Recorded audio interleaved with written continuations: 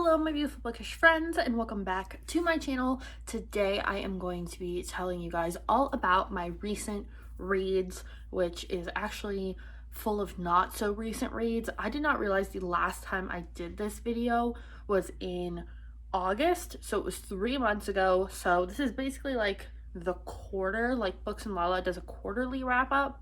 And I didn't mean for it to be that, but it's kind of what it turned into. So I'm going to take you through all the books I have read from September through December so far. And yeah, we're going to chat about them. So let's get started. The first book I finished in September was Finale by Stephanie Garber. This is the end of the Caraval series. It is the wrap up and it picks up right where we left off from Legendary. It is more centered around Donatella's point of view in the very beginning, but we do get more of Scarlet kind of every other chapter. I would say probably after the third chapter, after we've kind of recapped what we need to know at this point. This book is 480 pages, and honestly, I felt like it could have been 600 pages, and I would have been wrapped up in it the entire time. It's definitely one of my favorite books of the year. I am obsessed with this series. Like, I will be rereading it for sure, and it's one that I think I will constantly come back to, especially if I'm in a reading slump, and just keep reading over and over again. It is broken down into 4 parts, so you have like the first night, the second night, the third night, but it's not based around a game of Caraval. Unlike the other two, this is kind of just based on what is going on. So we find out a lot of things. Some people come back to life, some people die, some people you think are dead, maybe, I don't know. But I do know there is another book coming out that is going to be a spin-off of this series focused on Donatella's daughter, I believe. And so I'm very interested to see if it's going to be like the 4th book in this series, or is it just going to be its own spin-off series. But this is the end of the original trilogy, and it was very, very good. And I actually would like read it again right now if I like wanted to. So obviously Finale was a 5 out of 5 stars. It was perfect in my opinion. But the next book I read was a 3.5, and that is the graphic novel Snot Girl. This is volume 1. I am unsure if I will keep reading this series just because I'm not real sure what I just read. To me, the timeline was very jumpy back and forth, and it's one of those books that just with bad people doing bad things, and they're all kind of influencers or LA socialites, kind of like social climber-y type people. And it all just felt very, very weird. The art style was really good. I did like how bright and vibrant it was, but there was so much to it that just didn't make sense to me or kind of threw me off. So I feel like that's probably part of it. This is the same author who wrote or drew, I cannot remember, from the creator of Scott Pilgrim. So I know that's really kind of out of left field with some of the concepts. So I'm not sure I'll read volume 2, but for now I gave this a 3.5. There is a mystery element to it, so I kind of want to know the ending, but I'm not super invested yet. Next one I don't have a physical copy of, but I read The Deal by Elle Kennedy, and I gave this a 4.5 out of 5 stars. It is a new adult romance, and as I was reading this book, it became vividly clear that this book is the blueprint for a lot of fan fiction. Just certain scenes you see over and over and over again in different fan fiction. So you could definitely tell that that's where it comes from. But I really enjoyed this because it wasn't convoluted. Like, I find a lot of new adult romance can get really weird, or certain situations are just like, okay, that would never happen. This one felt really realistic. There was good character development throughout. I didn't feel like we were backsliding at any point. It all felt really really good and kind of streamlined, I guess is the word I'm looking for. So I will definitely be reading the other 2 companion books in this series. But yeah, it actually was one of my favorite books of the year, even though I didn't give it a 5 out of 5, and I can't remember what it did. I just felt like maybe some of like the friend scenes were kind of like unnecessary. One I read was a book of the month pick, and it is such a thick book. This is over 460 pages, and this is The Glittering Hour, which is a historical fiction that takes place in England in the 1920s and 40s, I believe. There's 2 timelines. So this book, yeah, through the 20s and 30s. This is very, very sad, but it deals with a lot of like generational family secrets. There's grief, there's loss, there's a lot of lying, and there's like, you know, those grandmas or moms that are always in historical fiction that are really like snooty, stuck up, and not very emotional. They are definitely in this sort of book, but it is all around a girl whose name escapes me, Selena, who has a lot of money. She's from a very well-to-do family, and she hangs out with other people who are from well-to-do families, but they party and they kind of don't follow any sort of societal rules. They do what they want. They get their picture taken by paparazzi. They basically are like the Paris, Nicole, and Kim of the early 2000s, and they just in the 1920s, and they wear men's clothes and they drink and they're loud, and it's all about her falling in love with an artist who she is not supposed to be around or know, just because he's not from her circle. But they do fall in love, and she ends up marrying somebody else, and it kind of talks about her daughter and then the past timeline, because her daughter is reading letters that her mother has written to her on a scavenger hunt. So it's very sad, but it's great with the love and loss kind of situation. The next book I read was Love Struck, which was a free Kindle book that I ended up downloading kind of on a whim when I was looking for stuff to read. This is a really short book, less than 300 pages. I gave it 3 out of 5 stars. It is an adult romance, and honestly, it's pretty standard. It is a career-driven woman who is in PR, ends up finding an old flame that they had like a really bad breakup, but there was miscommunication and misunderstanding that led to them breaking up, and they meet again because their friends are getting married and they are both part of the wedding party, so they are going to see each other a lot. But the old flame owns the hotel that they're staying at in Mexico, so she can't escape him, and they end up hanging out and kind of remembering why they liked each other. Very Hallmark movie, very like quick read, cut and dry. Nothing like to write home about. That's why I gave it 3.5 out of 5 stars. But yeah, it was decent. All right, so that was everything for September. Not too many books, but a lot of them were really long, like Finale and The Glaring Hour were each almost 500 pages. So October, of course, I started doing my seasonal kind of reads. I read Pumpkinheads by Rainbow Rowell. This one I read like in a day. This was a really good graphic novel, and it's honestly the longest one I've ever read. It's 207 pages, and this was just a really sweet book. It is all about 2 friends who are working in a pumpkin patch for the last time because they're going to be going off to college, and they're not going to be able to work there during the fall like they do now. It's just a cute little romance. There's lots of representation. There's a map on here that takes you through kind of where they're running around. They run all over the pumpkin patch in the story because the boy, who I think is his name, yeah, Josiah, I think is his name. He wants to talk to this girl that he's never talked to in the 4 years that he's worked there.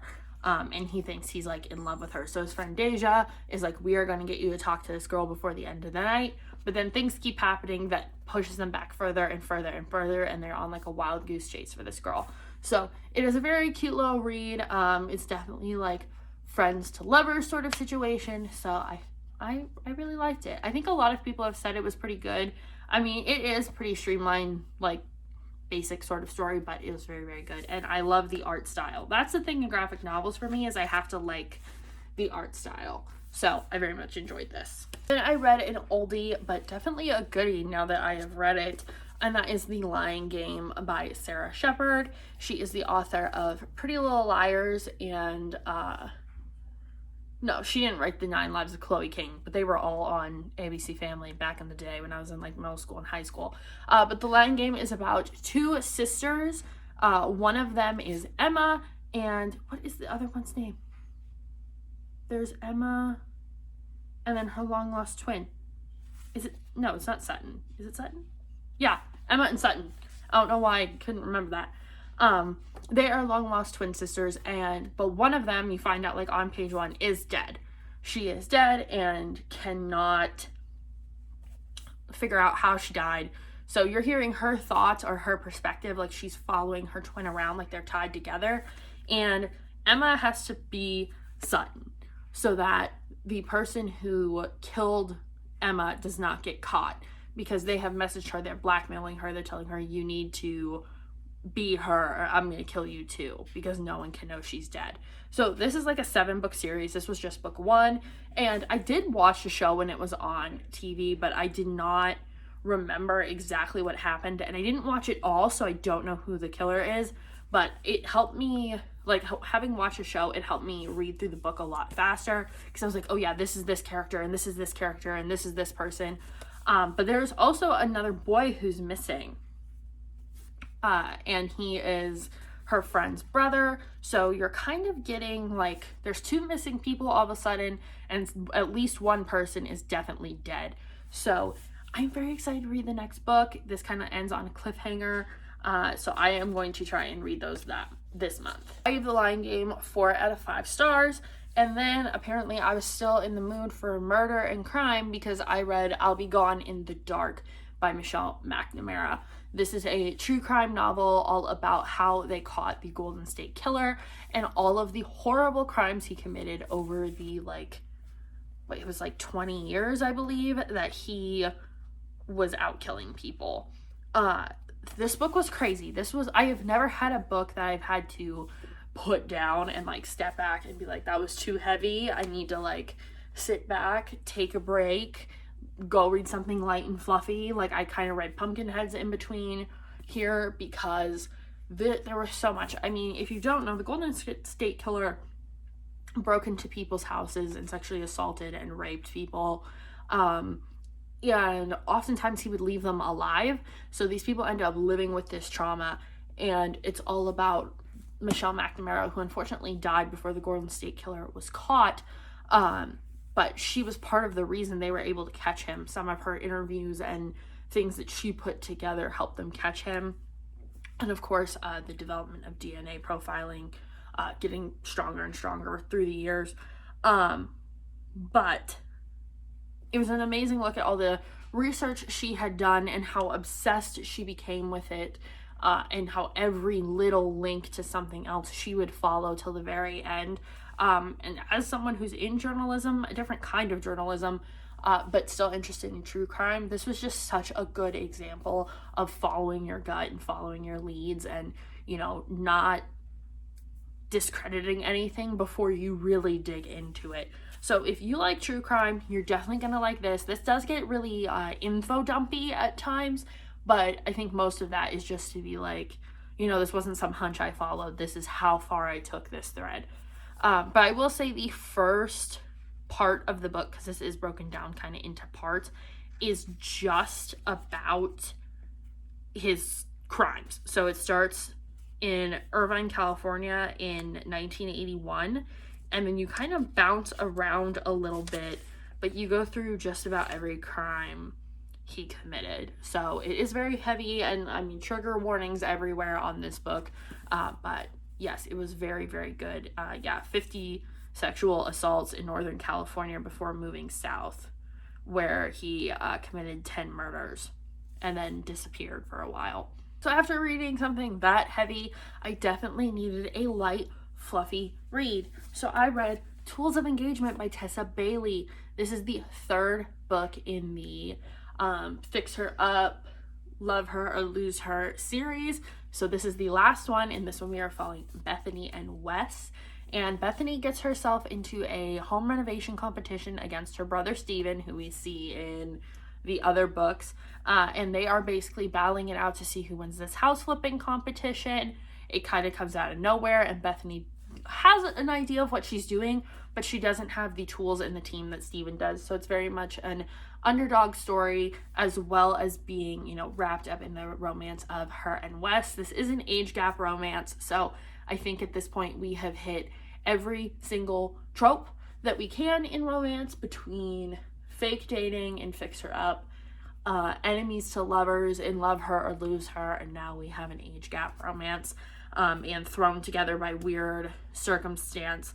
However, as much as I love this series, I only gave this book 3.5 out of 5 stars, and this is my least favorite book in the entire series. Love Her or Lose Her is a hard one to beat, but this one for me, there was too much insta love for me. I mean, in the first book, in Love Her or Lose Her, we see them meet, and it's like instant love for Wes, but he's really young. So, I mean, like, he's 23, 24, and she's in her 30s. So, like, him having the insta love kind of made sense just because he's young, but the character of Bethany, the way that she was written in all of the books, just is not someone who's, you know, you would think would fall that quickly for somebody, especially knowing so little about him. And for me, Bethany just changed too much too fast, especially by the end. I was like, oh, okay, that's where we're going with this. Like, I wanted her to remain her strong career-oriented self throughout the whole book, and you could slowly kind of see her stepping away from all of that. And in some ways it was good, but in other ways it didn't do it for me. And maybe it's because there was a kid involved in this one. Wes's niece is in this one, and I don't not like kids, but I just don't have that connection when there's a kid involved in a romance, like a single parent aspect, because I'm just not one, and so that's not for me. So maybe that's where I'm kind of getting lost on this one. But yeah, the development with Bethany I did not like. So still good, still love the romance, but everything else I could have kind of picked and choose what I got out of it. Last book of October I have is Sheets, which is a graphic novel, again, like a really thick one. And this one I gave 4 out of 5 stars. This is a middle grade graphic novel dealing with a ghost, and like ghosts actually look like this with the sheets on them. And it deals with a lot of grief, good versus evil, loss of a parent sort of thing, death of a child. And there's some really weird points in here. But overall, I think this is set in the 80s too. So the styles are really cool and kind of fun. And it's all about a girl whose mom has passed away and her dad is in such a deep depression. She has to run the family laundromat on her own, even though she's only 13. And this guy is trying to buy it from them because he wants to sabotage their business essentially and create a 5-star hotel in this little town. Like, it kind of makes his ambitions make no sense. But the girl and the ghost end up becoming friends, and they end up working together to make sure that he does not get the laundromat. It was actually way better than I thought. I didn't really know what I was getting into, and some people had mixed reviews on it. I liked it. I would probably read it again just because I did read it like in a day, and I feel like I need to read it more slowly next time. But it was very good. It was a cute graphic novel. So moving on, I have It's Halloween, You Fraidy Mouse, Geronimo Stilton, and I think I read this. It's in the November section, and I think I read it like the day after Halloween just because I didn't get to it. This is a kid's novel. I've talked about Geronimo Stilton novels before, so I'm not going to go too much into them. This was really short. It has activity pages in it, so it was really only like 80 pages. But it was just a cute, quick little read to keep me in the Halloween spirit the day after. There were a lot of new characters that you probably won't ever see again in another book, but it was just a cute little fast read to get me going and keep me from slumping. And then we had my 60th book of the year, so I did hit my reading goal this year, and that is The Hand on the Wall by Maureen Johnson, and this is the last book in the Truly Devious series, and I'm so excited because she's doing one more book with this cast of characters, and it's going to be like a standalone from this mystery, completely separate. But yeah, Hand on the Wall, 368 pages, 4.5 out of 5 stars, YA mystery. I said in my Reading My Rainbow reading vlog, the only reason I took that half star off is because it got really political at times with David's father, which, I mean, it contributed to the story in a way, but I felt like it didn't have to be there. Like, it was a little bit of life thrown into the art kind of section. This book answered all the questions. Everything we wanted to know was answered. I mean, if you read The Vanishing Stair, you know where we're at with the mystery, but we have a new mystery at this point because we have 3 murders that are unsolved now, and Stevie is trying to solve them, get her life back together, figure out where David is, and basically they all get snowed in during an avalanche, and some of them stay because they want to stay and solve the crime of the century and figure out who is killing all these people in the present day. So super good. I liked it. It was very atmospheric, very that kind of dark academia that everybody's into right now, you know, being in the manor and the school on campus when they're completely snowed in, completely secluded on this mountain, and there's a murderer out there. It was wonderful. And I read The Proposal by Jasmine Guillory, and this was 325 pages, and it's an adult romance. I gave a 4.5 out of 5 stars. The 2 points that kind of made me not give it 5 stars is that the male protagonist, Carlos, didn't really do anything for me. I feel like he was written almost very shallow, even though, like, it talked about his issues, but not in a way that made me really connect with him and understand why he was falling in love with Nick. It just kind of, it seemed very surface level to me. And then Nick's character, I really liked her. She was strong, she was driven, career-oriented, like, ready to go, like didn't need a man, but having one was okay. She had issues she had to work through to make their relationship work. I liked all of that. But the dialogue, which I mentioned in the vlog, was super, super cheesy to me. And not in just like the way, like, oh, it's a romance novel, like, it's gonna be kind of cheesy. Like, every other conversation they had together was like, okay, this sounds like 2 teenagers, but not in a good way, sort of thing. Not like, oh, like, they're teenagers in love, like, they're so cute. No, like, they're full-grown adults, but, like, no one talks like that kind of thing. And it just felt like someone older writing down for age group, but they're adults, so it should have been on the same level. I don't know. I wasn't in love with it, which makes me very weary of getting, like, the wedding date, the wedding party, and everything, because all those books take place in the same universe. So I want to read the wedding date because there's characters from that book in this book. And then the wedding party has, you know, more people that you'll meet along the way. But I'm not sure. I don't know yet. This book, I was a little disappointed in. Good story, but didn't blow me away like I thought it would.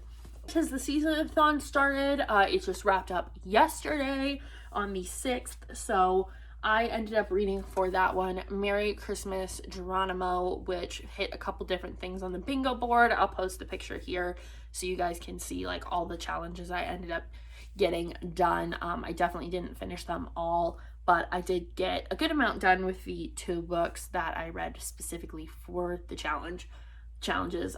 So this is just another Geronimo Stilton, a quick little read to get me started. And then I was in the middle of reading Capturing the Devil by Carrie Maniscalco, the final book in the Stalking Jack the Ripper series. This year was all about finishing series I already started and not picking up new ones yet until I finish this one. 444 pages of amazing, as always. Carrie Maniscalco has to be one of my favorite authors, hands down, bar none. Cannot beat her. Of course, Audrey Rose, Thomas Cresswell, best romance ever. This one, we get a wedding and an unexpected beginning for sure. We are in New York in the year 1889, and all of part 1, the entire, like, 100 and some pages that part 1 is them being in New York, figuring out, is there a copycat Jack the Ripper in America, which was a real thing that happened. Like, there was a killer that was either Jack the Ripper, like, that's a theory that people think he escaped to America, and that's why he was never caught in London, because there were a few murders that in New York and across several cities that mirrored his killings, like, to the T. and news didn't travel back then like it did, so it was very odd for people to think that there was two people with the same MO. But anyway, I could go on and on. The beginning gave us more about their romance because there's so much speculation going on in the case, and they're not allowed to touch the case because they have no jurisdiction in the US. So then we meet Thomas's dad comes into this, and he's a real peach, tell you that.